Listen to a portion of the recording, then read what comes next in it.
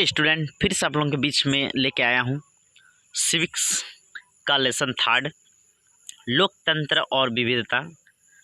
सबसे पहले हम समझेंगे लोकतंत्र क्या है। यानी लोगों के द्वारा ही सरकार को चुनना ही लोकतंत्र कहा जाता है।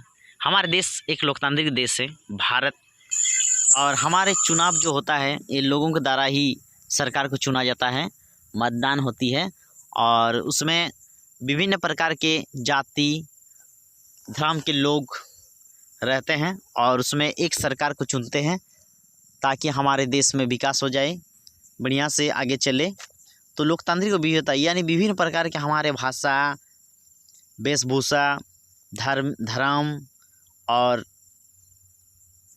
विभिन्न प्रकार के खान पान, ये सब विविधता है।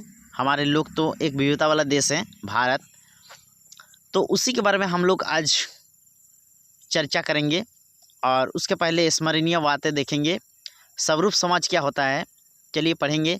एक ऐसा समाज जिसमें सामुदायिक, सांस्कृतिक या जाति विभिन्नताएं ज़्यादा गहरी नहीं होती है।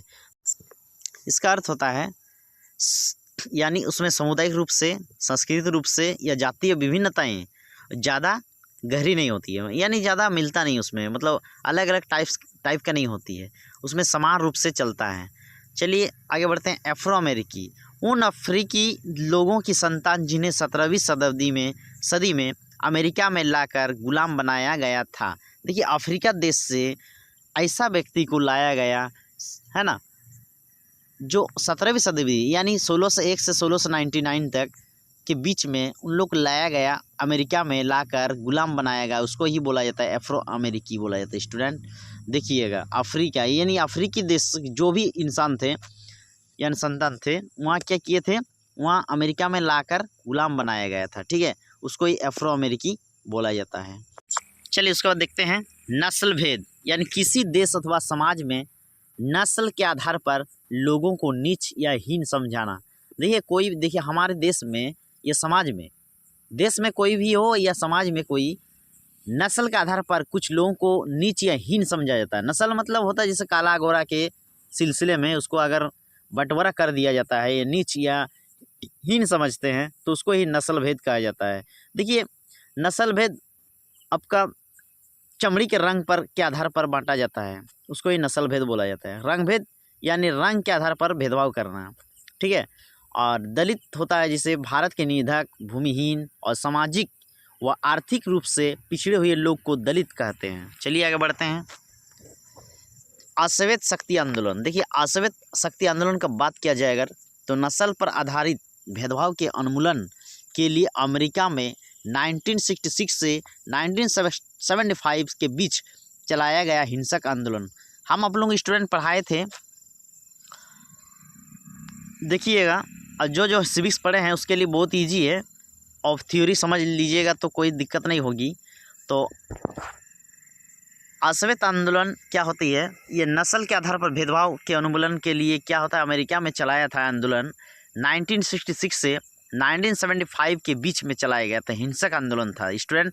वहाँ पर नस्ल के आधार पर बंटवारा हो गया था, यानी सफ़ेद, यानी वहाँ पर काला और गोरा के अंतर में बटा गया था। ये आंदोलन कब से स्टार्ट हुआ था, 1966 से 75 तक चला था, ठीक है।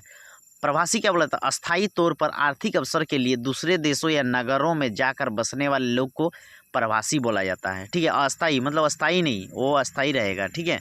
चलो आगे बढ़ते हैं। इसी तरह तो उसके बाद हम देखेंगे विभाजित समाज, एक ऐसा समाज जिसमें सामुदायिक, संस्कृति या जाति विभिन्नताएं बहुत गहरी होती है, उसको बोलते हैं विभाजित समाज कहा जाता है।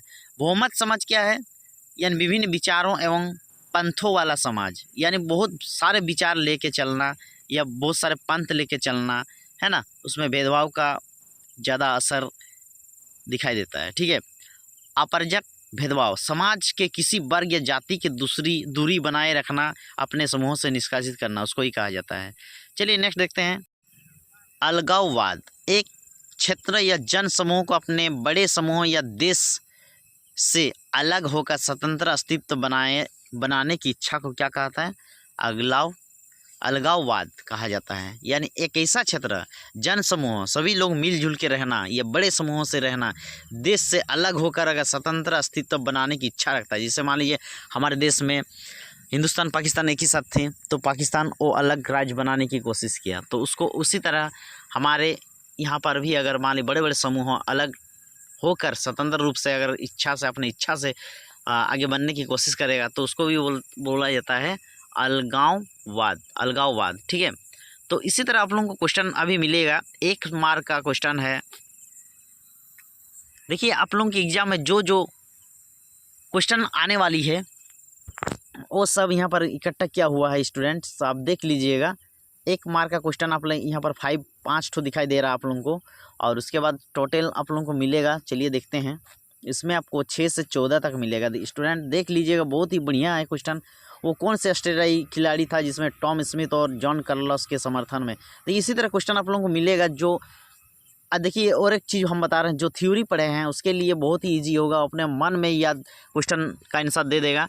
अगर कोई थ्योरी अच्छे से पढ़े हैं स्टूडेंट, देख लीजिएगा, और उसके बाद क्वेश्चन के ऊपर क्वेश्चन, उसको आंसर भी मिल जाएगा। देखिए उसका आंसर 1 मार्क्स वाले आंसर भी मिल जाएगा। देखिए स्टूडेंट आपका 6 ठो क्वेश्चन यहाँ पर क्वेश्चन का आंसर आप लोगों को दिया हुआ है। तो इसी तरह 1 मार्क का जितना क्वेश्चन वहाँ पर थे उसका आंसर भी ऑलरेडी दिया हुआ है, और उसमें देखिए यहाँ पर 14 तक कंप्लीट है। देखिए 14 तक था, टोटल 14 टू क्वेश्चन था 1 मार्क का, और उसमें देखिएगा नेक्स्ट क्वेश्चन आप लोगों को 3 या 5 मार्क्स मिलेगा, और उसमें भी आप लोगों को बना हुआ क्वेश्चन है। और फिर देखिए बहुत ही हेल्पफुल होगी आप लोगों को एग्जाम के लिए। ये देखिए 3 और 5 वाले प्रश्न के उत्तर, उसमें क्वेश्चन पहले पिछले ये में पढ़ चुके हैं हम लोग। देखिए वीडियो को स्किप कीजिएगा, स्किप करके लिख लीजिए स्टूडेंट। बहुत ही महत्वपूर्ण क्वेश्चन आप लोगों के बीच हम दिए हुए हैं, ये 99% आप लोगों के एग्ज़ाम में होने वाली है, और आप लोग अगर पढ़ेंगे तो श्योर है, और नहीं पढ़ने से तो नहीं हो पाएगा। ये तो आप लोगों के अंदर ही ये सब कुछ है, अगर परिश्रम करेंगे तो कोई रोक टोक नहीं सकेगा। और देखिए जब तक यहाँ पर किस्मत तो देखिए पढ़ के ही बनाया जाता है, कोई किस्मत पहले से नहीं बना हुआ आता है। तो इसी तरह आप लोग स्किप कीजिएगा स्टूडेंट, देख लीजिएगा क्वेश्चन बहुत बढ़िया सब है, और आप लोग ध्यान दीजिएगा पढ़ाई में। और देखिए आप लोग अभी हैंड राइटिंग से अगर मान लीजिए हैंड से नहीं लिखेंगे, अगर पहले देखिए 9th क्लास में तो MCQ पढ़े थे, लेकिन इसमें हैंड राइटिंग लिखना ज़रूरी है। आप लोग स्पीड कीजिए थोड़ा, और चलिए इसी तरह बने रहिए मेरे यूट्यूब चैनल। अगर अच्छा लगे क्वेश्चन सब तो ज़रूर लाइक कीजिएगा, और लाइक के साथ साथ सब्सक्राइब भी कर दिए, और आगे शेयर भी कर दीजिएगा, ताकि दूसरा स्टूडेंट को भी हेल्पफुल मिले। जय हिंद, जय भारत। देखिए स्टूडेंट देसी टीचर के साथ बने रहिएगा, और अगर कभी कभार मिस्टेक हो सकता है तो उसमें सॉरी, ठीक है स्टूडेंट।